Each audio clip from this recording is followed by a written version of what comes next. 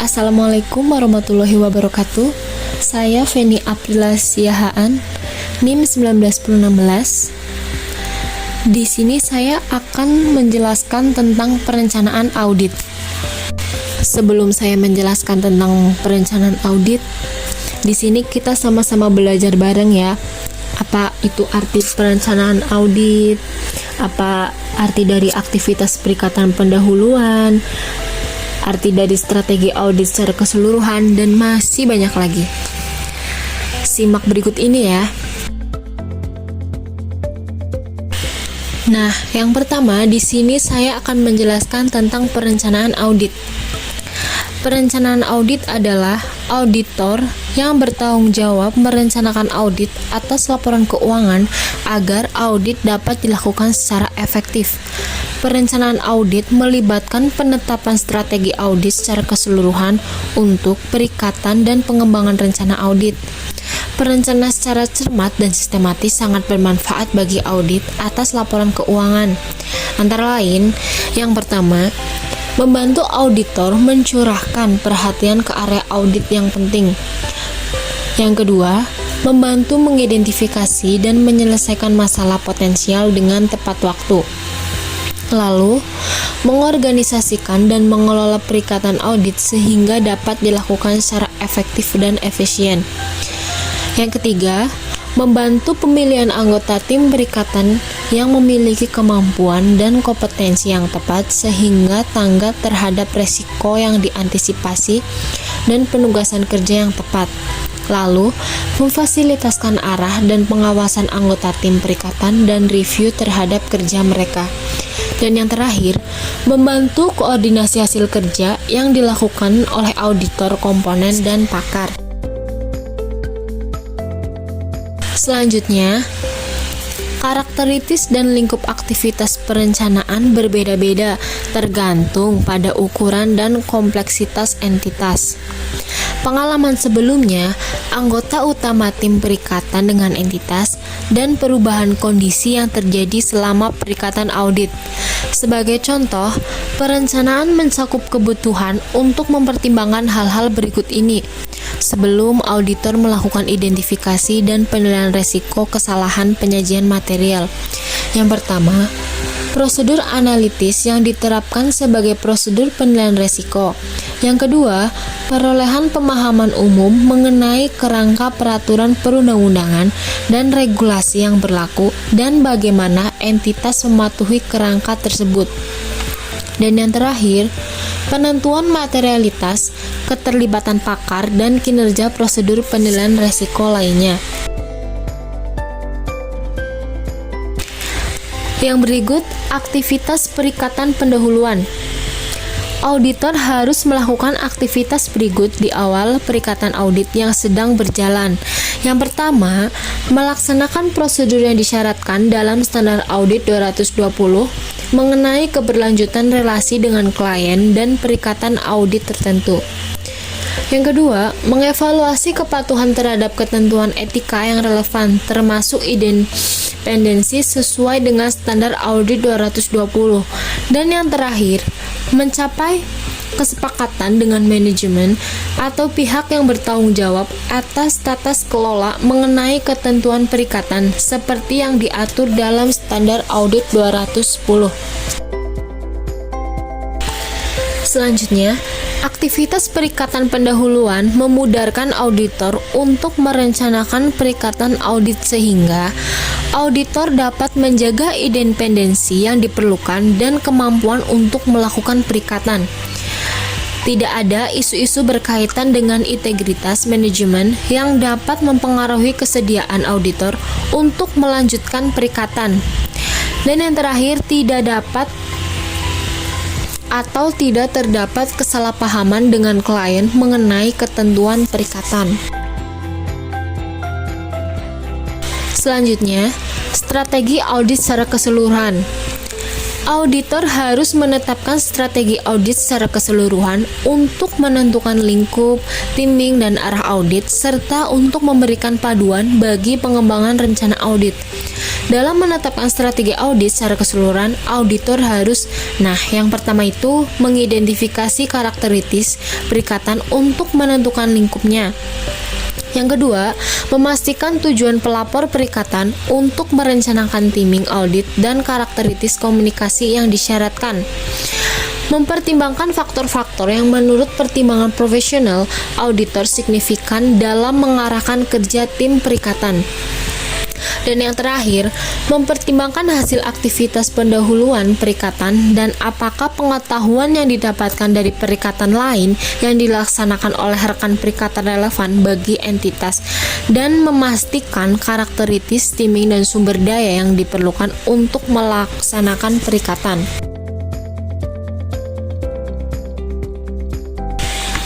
Selanjutnya, proses penetapan strategi audit secara keseluruhan membantu auditor untuk menentukan hal-hal sebagai berikut, tergantung dari hasil prosedur penilaian risiko. Yang pertama, sumber daya yang dikerahkan ke area audit tertentu seperti pendayagunaan anggota tim dengan pengalaman yang tepat untuk area yang beresiko tinggi atau keterlibatan pakar dalam hal-hal yang kompleks. Yang kedua, jumlah sumber daya yang dialokasikan untuk area audit tertentu, seperti jumlah anggota tim yang ditugaskan untuk mengamati perhitungan fisik, persediaan di lokasi, persediaan bahan baku, luasnya review atas hasil kerja auditor lain dalam konteks audit group, atau anggaran audit dalam satuan jam untuk dialokasikan ke area yang beresiko tinggi. Dan yang terakhir, kapan sumber daya tersebut dikerahkan, apakah pada tahap audit intern atau pada tanggal cut-off utama, dan bagaimana sumber daya tersebut dikelola, diarahkan, dan dipantau, seperti kapan pengarahan briefing dan pembekalan debriefing tim dadakan.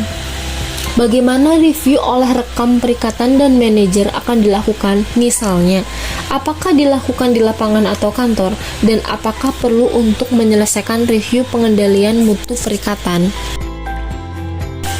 Selanjutnya, ketika strategi audit secara keseluruhan telah ditetapkan, rencana audit dapat dikembangkan untuk merespon berbagai hal yang diidentifikasi dalam strategi audit secara keseluruhan dengan memperhatikan kebutuhan untuk mencapai tujuan audit melalui penggunaan sumber daya yang dimiliki oleh auditor secara efisien. Penetapan strategi audit secara keseluruhan dan rencana audit yang dirinci tidak harus merupakan proses yang terpisah atau berurutan, tetapi saling terkait karena perubahan dalam satu proses dapat mengakibatkan perubahan dalam proses lainnya. Selanjutnya, ada pengembangan rencana audit. Auditor harus mengembangkan rencana audit yang mencakup hal-hal sebagai berikut. Yang pertama, ada karakteristik, timing, dan lingkup prosedur penilaian risiko yang direncanakan seperti yang diatur dalam standar audit 315. Prosedur penilaian risiko akan dipelajari dalam karakteristik, timing, dan lingkup prosedur audit lanjutan yang direncanakan pada tingkat asersi seperti yang diatur dalam standar audit 330. Prosedur audit lainnya yang direncanakan yang harus dilaksanakan agar perikatan tersebut memiliki ketentuan yang disyaratkan oleh standar audit. Lalu di sini ada perubahan keputusan perencanaan selama pelaksanaan audit. Auditor harus mengupdate dan mengubah strategi audit secara keseluruhan dan rencana audit jika diperlukan selama pelaksanaan audit.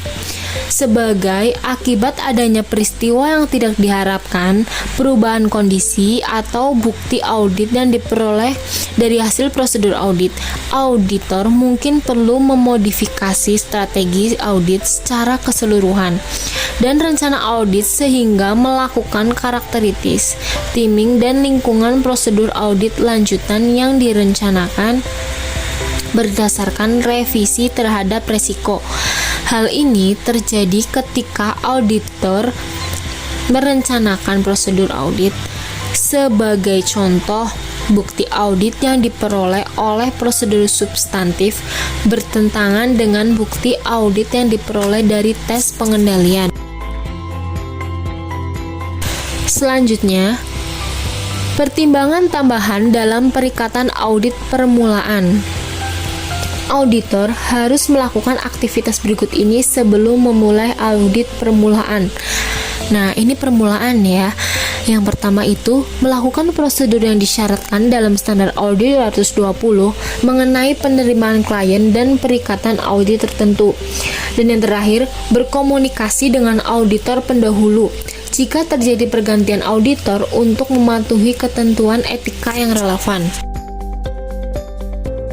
Selanjutnya, untuk perikatan audit permulaan, hal-hal tambahan yang dapat dipertimbangkan auditor dalam penetapan strategi audit secara keseluruhan dan rencana audit mencakup hal-hal sebagai berikut. Yang pertama, kecuali dilarang oleh peraturan perundang-undangan atau regulasi. Kesepakatan dengan auditor pendahuluan, misalnya untuk mereview kertas kerja auditor pendahulu. Yang kedua, isu-isu penting dalam penerapan prinsip akuntansi, standar audit, standar pelapor, dan proses seleksi pendahuluan auditor didiskusikan dengan manajemen dan dikomunikasikan kepada pihak yang bertanggung jawab atas tata kelola serta bagaimana hal-hal berikut mempengaruhi strategi audit secara keseluruhan dan rencana audit. Yang terakhir, prosedur audit yang diperlukan untuk memperoleh bukti-bukti audit yang cukup dan tepat mengenai saldo awal. Proses lain yang disyaratkan oleh sistem pengendalian mutu KAP untuk perikatan audit pendahuluan, misalnya sistem pengendalian mutu KAP mungkin mensyaratkan keterlibatan rekan atau individu senior lainnya untuk mereview strategi audit secara keseluruhan sebelum memulai prosedur audit yang signifikan atau untuk mereview laporan sebelum diterbitkan. Selanjutnya, ada dokumentasi. Dalam tahap perencanaan, auditor harus mencantumkan hal-hal berikut ini dalam dokumentasi audit. Yang pertama, strategi audit secara keseluruhan. Lalu rencana audit, dan yang terakhir, setiap perubahan signifikan yang dilakukan selama perikatan audit terhadap strategi audit secara keseluruhan atau rencana.